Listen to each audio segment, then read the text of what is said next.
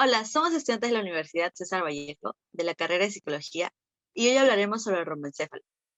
Nuestro grupo está conformado por Daniela, Brigitte, María, Tatiana y yo, Yanira, quien les habla.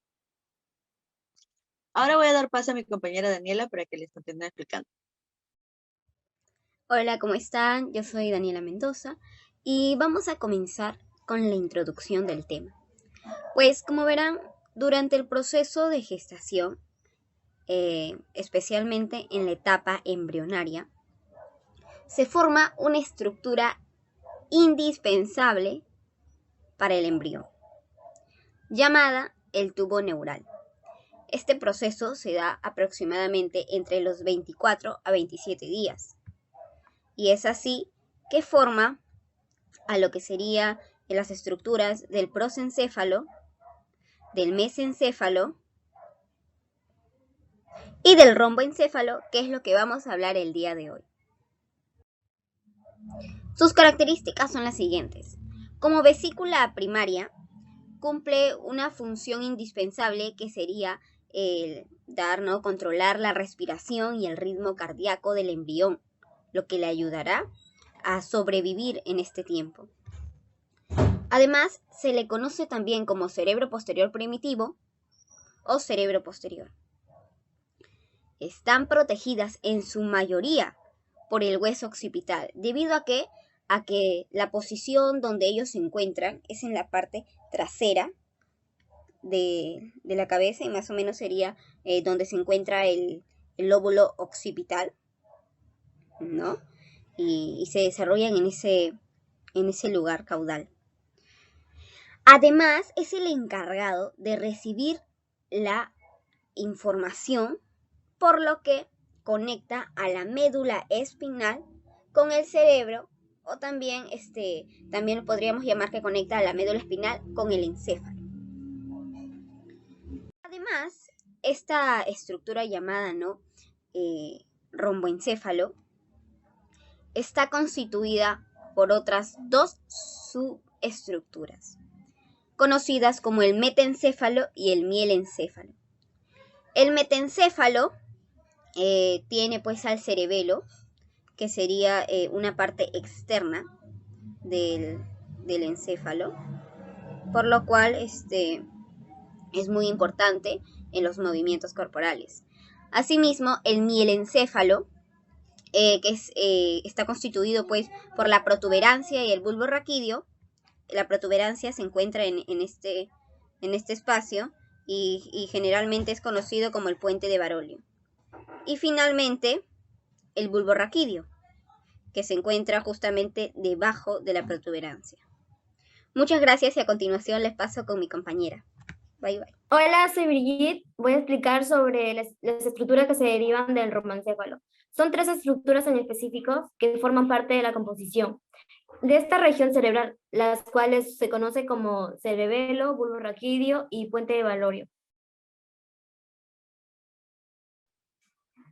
El cerebelo participa en el control y regulación de la coordinación.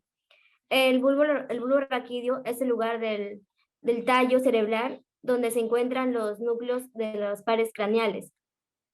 El puente de Barolio posee fibras nerviosas que se encargan de participar en la coordinación de los movimientos. Gracias. El cerebelo. El cerebelo es de gran importancia para el desenvolvimiento normal o adecuado del ser humano, ya que entre sus funciones está la integración de las vías sensitivas y motoras. Por así decirlo más fácil, la comprensión de las funciones del cerebelo, imagínenlo como una especie de coordinador que se encarga de recibir la información de la médula espinal y de las estructuras encefálicas para luego integrar y controlar las órdenes que la corteza cerebral envía al aparato locomotor a través de las vías motoras. Aspectos macroscópicos del cerebelo. El cerebelo está situado en la fosa craneal posterior, cubierto en la parte superior por la tienda del cerebelo. Es la parte más grande del romboencéfalo y ocupa una posición posterior al cuarto ventrículo, al puente y la médula oblongada. Consiste en 2 hemisferios cerebelosos, unidos por un vermis estrecho y medial. Está conectado a la cara posterior del tronco del encéfalo por 3 haces simétricos de fibras nerviosas denominadas pedínculos cerebelosos.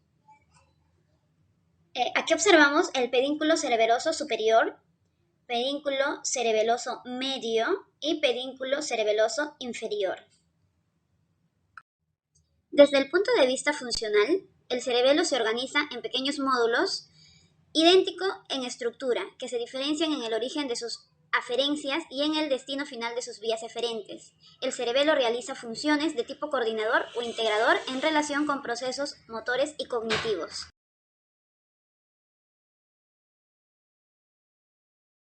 Enfermedades cerebelosas. Las lesiones agudas producen síntomas y signos intensos y súbitos, pero existen indicios clínicos considerables para aceptar que los pacientes pueden recuperarse por completo de lesiones cerebelosas grandes. Hipotonía. Los músculos pierden elasticidad a la palpación. Está disminuida la resistencia a los movimientos pasivos de las articulaciones. Alteración de la marcha. Son alteraciones de forma de caminar generalmente debido a lesiones o patologías de la médula espinal, del cerebro, de las piernas o de los pies. Pueden afectar a la reducción de la velocidad de la marcha y la pérdida de la regularidad, la simetría, la sincronía de movimiento corporal. Otro problema que surge en el cerebelo es la ataxia. Cuando se trata de patologías asociadas al cerebelo, suelen mencionar las ataxias. Este término nos refiere a una enfermedad en particular, sino a una pérdida de coordinación muscular y control en dedos, manos, brazos y piernas. Asimismo, se habla de ataxia cuando hay descontrol de los movimientos oculares. Todo lo anterior suele estar relacionado a problemas neurológicos y probablemente relacionados con el cerebelo. Estas anomalías suelen ocurrir cuando se dañan partes del sistema nervioso que controlan el movimiento. Existen varios factores que causan la ataxia, tales como la genética, venenos que dañan el cerebro, los tumores, una lesión craneal, la esclerosis múltiple, la parálisis cerebral, la varicela y otras infecciones virales. A veces, la ataxia es reversible cuando se trata la causa subyacente, en otros casos. Es posible que se desaparezca por sí sola. Un coágulo o sangrado en el cerebelo puede causar ataxia, dolor de cabeza, mareos, náuseas y vómito. Un diagnóstico apropiado permite que el paciente sea atendido con terapia ocupacional y física, con lo que se le ayuda a hacer frente a cualquier daño permanente.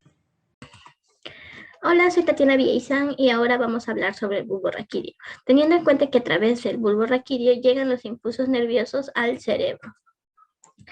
Ahora vamos a ver dónde se encuentra el bulbo raquídeo. El bulbo raquídeo, o médula oblonga como se la conoce, se encuentra ubicada en la nuca, entre la médula espinal y el puente del tronco encefálico. Esta es una prolongación de la médula espinal. Es a través de esta que los impulsos nerviosos provenientes de la médula y el sistema nervioso periférico llegan ¿hacia dónde? Hacia el cerebro. Dentro de la anatomía del bulbo raquídeo, para los estudios se van a dividir en 3 tercios. El primer tercio es el tercio inferior, donde se encuentra la decusación piramidal. El segundo tercio es el tercio medio, donde se encuentra la decusación del tipo sensorial. El tercer tercio es el tercio superior, donde se encuentran y se hallan las olivas vulvares. Dentro de la organización externa del bulbo raquídeo, vamos a ver que se constituye en una parte inferior y en el tronco encefálico, que se dividen en 3 caras. Aquí se encuentra una cara o hendidura llamada fisura mediana interior, que continúa la estructura de igual nombre y pues está presente en la médula espinal. Allí se forma la decusación de las pirámides. Hacia afuera de estas pirámides se encuentra el surco preolivar. Es allí donde nace el nervio hipogloso mayor. En la cara lateral, a los lados de la cara piramidal, se observa una zona de tipo ovalada que se llama oliva. Esta zona señala el núcleo olivar inferior. Detrás de esta se encuentra el surco posterior lateral, donde pues se encuentran los nervios glosofaringeo, el vago y el accesorio.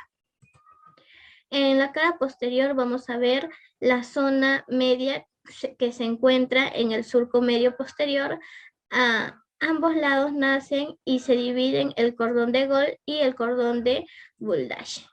Entre la organización interna del bulbo raquídeo vamos a encontrar que son 4 partes o niveles. El nivel de acusación de las pirámides, nivel de acusación de los lémnicos, el nivel de las olivas y el nivel inferior o puente del tronco encefálico.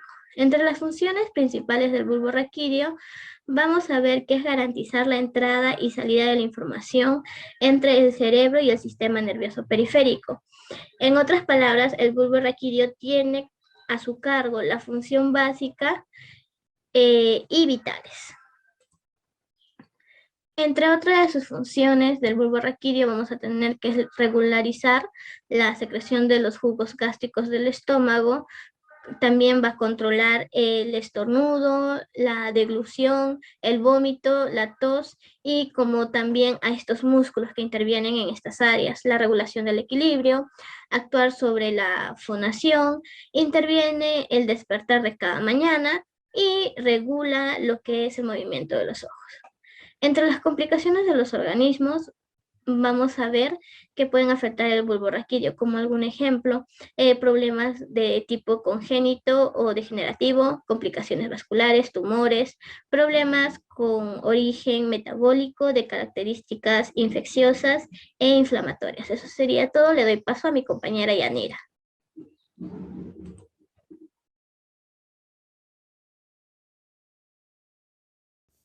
Datos del puente de Barolio.